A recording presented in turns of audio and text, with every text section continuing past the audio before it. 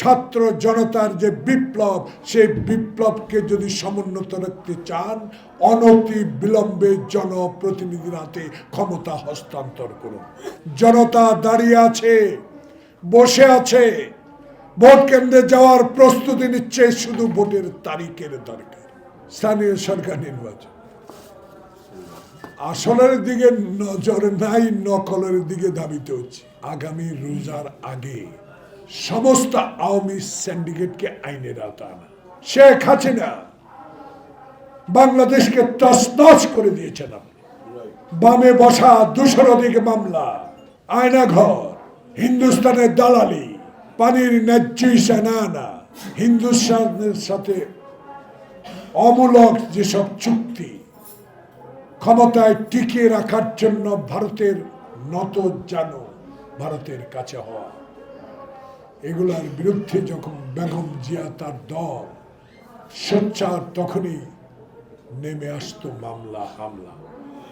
সেই মামলা হামলাকে ভয় না করে 16টি বছর আমরা আজকে গণতন্ত্র ফেরত পেয়েছি। বলে যেতে চাই, যদি ডক্টর ইউনূস আপনার সহযোগীরা বাংলাদেশে আমার মায়ের বুক যারা খালি করেছে, 16 বছর যে আন্দোলনের আমরা রূপরেখা সৃষ্টি করে 36 দিনে ছাত্র জনতার যে বিপ্লব, সেই বিপ্লবকে যদি সমুন্নত রাখতে চান, অনতি বিলম্বে জনপ্রতিনিধির হাতে ক্ষমতা হস্তান্তর করুন। শিয়া বাটার ও ভিটামিন ই সমৃদ্ধ lily glam beauty soap. Lily, always beautiful. 169 জন ডিসিএসপি এখনো জীবিত আছে। কঠিন ষড়যন্ত্র শুরু হয়েছে, কঠিন, মঈনের চেয়েও কঠিন, ফখরুলের চেয়েও কঠিন। বিএনপিকে হাজারো সালাম। 5 মাস অতিবাহিত হলো, কি ধৈর্য বিএনপি! এই ধৈর্যের কারণেই তো 16 বছর তারেক রহমানের নির্দেশে বাংলাদেশে আন্দোলনের সূচনা এবং এই সরকারের পতন 5 আগস্ট। সেই ধৈর্যের ফল কালকে পেয়েছেন।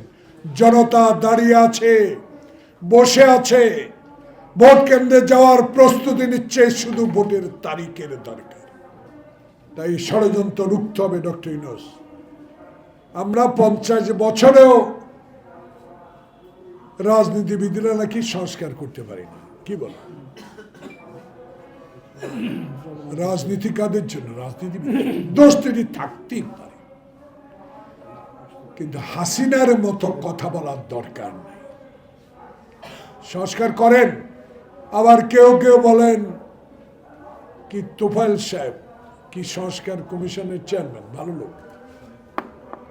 স্থানীয় সরকার নির্বাচন, আসলের দিকে নজর নাই, নকলের দিকে ধাবিত হচ্ছে। এখন এই মুহূর্তের দরকার বাংলাদেশের মানুষকে আগামী রোজার আগে সমস্ত আওয়ামী সিন্ডিকেটকে আইনের আওতায় আনা। যদি পেঁয়াজ, মুড়ি আর কাঁচামরিচ না কিনতে পারি, তাহলে খোকন মুগ্ধ কেন রক্ত দিল? আমি জিজ্ঞাসা করতে চাই। আমি স্বরাষ্ট্র উপদেষ্টা, আপনাকে আমি সম্মান করি, আপনার প্রতি আমার শ্রদ্ধা অপরিসীম। আপনিও মুক্তিযোদ্ধা, আমিও মুক্তিযোদ্ধা। কেন এখনো সিন্ডিকেটের কয়েকজনকে আইনের আওতায় আনা হলো?